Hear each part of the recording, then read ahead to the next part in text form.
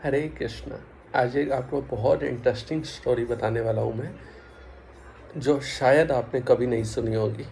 अगर सुनी भी है तो अगेन एक नए तरीके से वही सेम स्टोरी।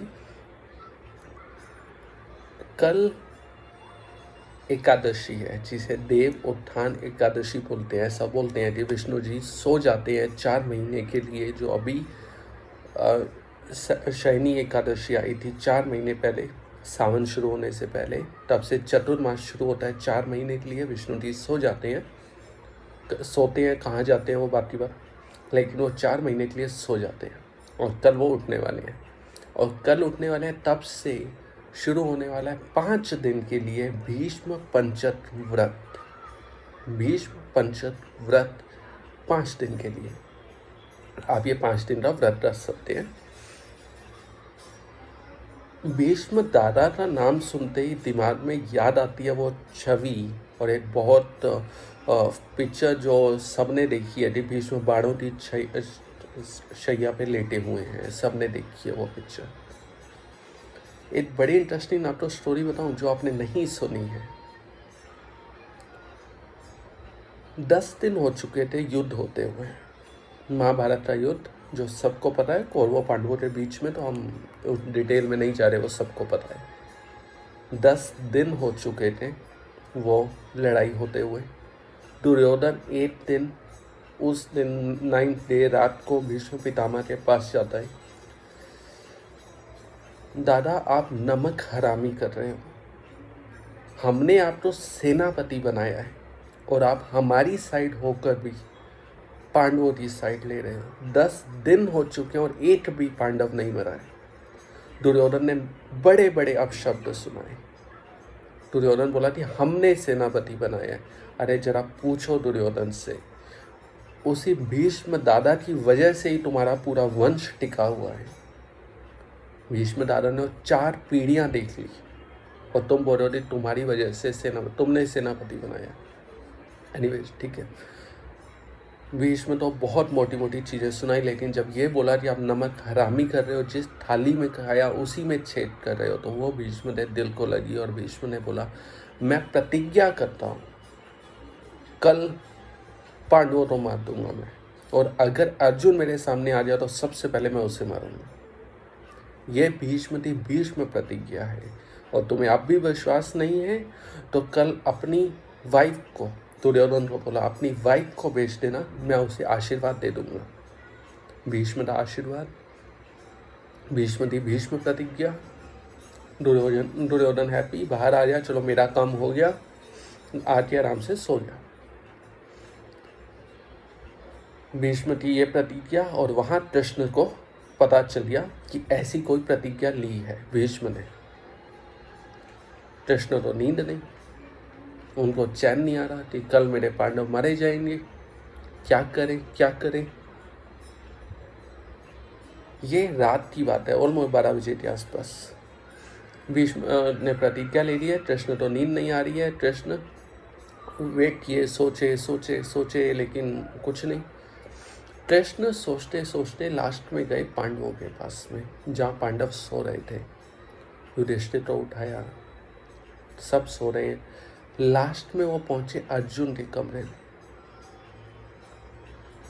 अर्जुन के कमरे में जब पहुंचे हैं तो अर्जुन सो रहा है, नींद में है, गहरी नींद में है, लेकिन उसी हर सांस से एक ही ध्वनि आ रही है, कृष्ण कृष्ण कृष्ण। ये ध्वनि आ रही है।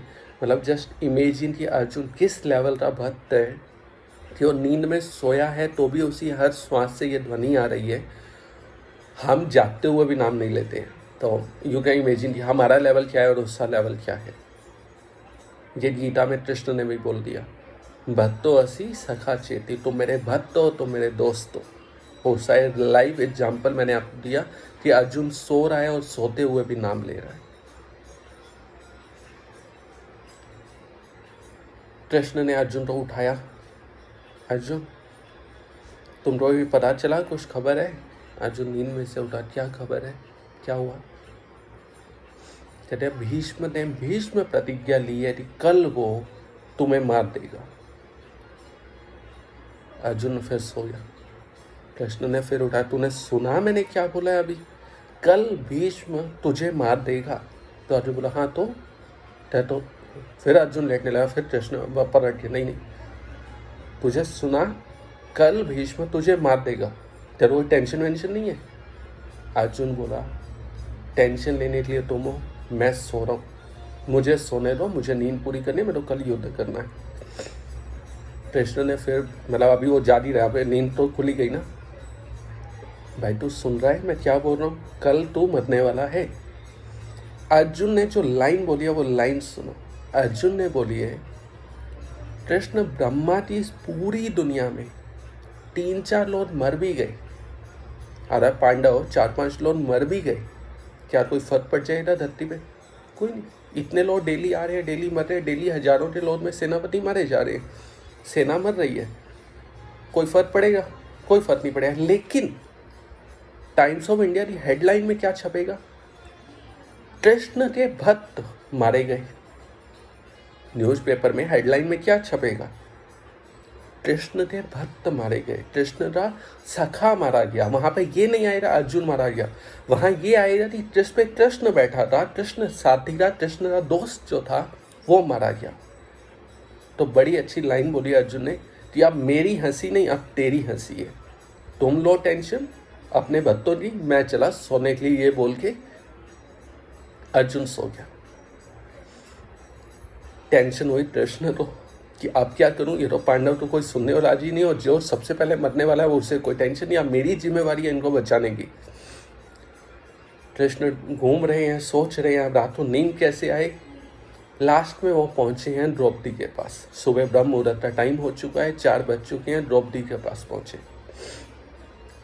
द्रौपदी के पास पहुंचे, द्रौपदी को पूरी कहानी बताई और द्रौपदी बोला, तुम अभी चलो मेरे साथ में, तुम्हें जाके भीष्म पितामह को प्रणाम करना है। द्रौपदी बोली, मैं दिन में कर लूँगी, मतलब प्रणाम तो मतलब ऐसा सुबह सुबह क्या हो गया, 4 बजे प्रणाम करना है, पूरा दिन है, कर लूँगी आराम से। नहीं, अभी चलो। लेके गए कौरवों के शिविर की साइड में।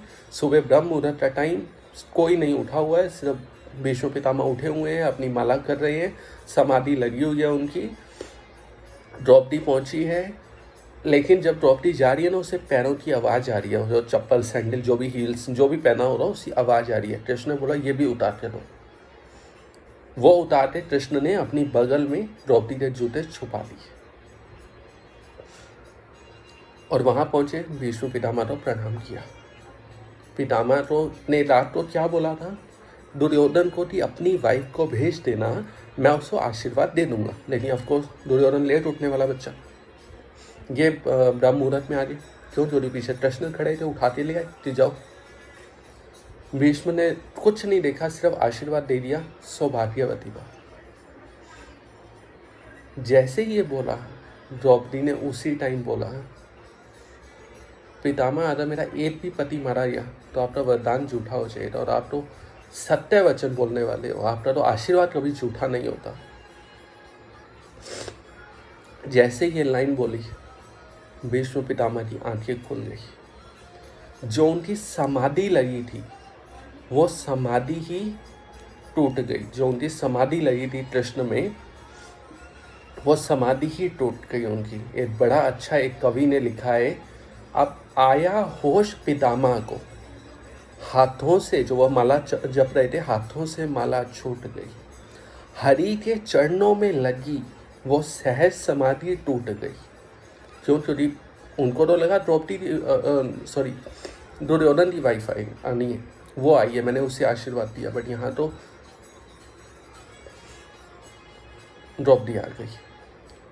पितामह आगे बोलते हैं, बोले बेटी तेरे प्रश्नों का उत्तर पीछे दे पाऊंगा, कल क्या होगा रणभूमि में निर्णय पीछे ले पाऊंगा। मतलब वो सारे क्वेश्चन जो हैं कि कौन बचेगा कौन नहीं, वो मैं तेरे को बाद में बताता हूँ, ठीक है। एक बात खटकती है मुझ तो, आश्चर्यचकित है कर डाला, बोलो पुत्री वो कहाँ छिपा, इस समय तुम्हें यहाँ लाने वाला। पितामह तो समझ आ गया कि ये द्रौपदी का आइडिया नहीं है, कोई तो है जो इसको लेके आया। वो कौन है? वो एक ही हो सकता है, वो कृष्ण ही है जो इसको लेके आया यहाँ पे। तो पितामह ने जैसे ही आंखें खुली सीधा यही बोला कि पहले ये बताओ जी वो बंदा कहाँ है, वो कृष्ण कहाँ है, मुझे वो देखना है। बूढ़ा होने को आया है बट अब तक गई नहीं चोरी, नित नई नीतियाँ रचता है, तेरी चोरी मेरी चोरी। ठीक है, तो ये पितामह बोल रहे हैं, ये किसी कवि ने लिखा है बहुत अच्छे से। पितामह बाहर आए, ठीक है, रूम से बाहर आए, सामने देखा, क्या देखा वो सुनो। आगे बढ़कर जब देखा तो ड्योडी, ड्योडी पता है आपको, वो छोटा राम था, शिविर के बाद का एरिया आप बोल सकते हो। का रंग निराला था, पीताम्बर का घूंघट ओढ़े वहां खड़ा बांसुरी वाला था। पीताम्बर का घूंघट ओढ़े वहां खड़ा बांसुरी वाला था। ठीक है, तो वो कृष्ण जो ब्रह्मांड चलाते हैं वो क्या जूता छुपा दे खड़े थे। कहते हैं द्रौपदी का जूता था पीताम्बर के कोने में, वहाँ लगे कन्हैया हंसने में, यहाँ लगे पितामह रोने में। और फिर कृष्ण ने वही पूछा कि अब एक बात बताओ पितामह, वो वचन रखोगे या ये वचन रखोगे जो आपने रात को दिया या सुबह वाला? रात को दिया मारूंगा और अभी दिया सौभाग्यवती भाव। पितामह बोले कि मैं एक प्रतिज्ञा और लेता हूँ, अगर मैं गंगा पुत्र हूँ तो जो तुमने प्रतिज्ञा ली है ना कि तुम अस्त्र नहीं उठाओगे, शस्त्र नहीं उठाओगे, आज मैं ये प्रतिज्ञा लेता हूँ कि मैं तुम्हें भी शस्त्र उठवाऊंगा। Thank you. हरे कृष्ण।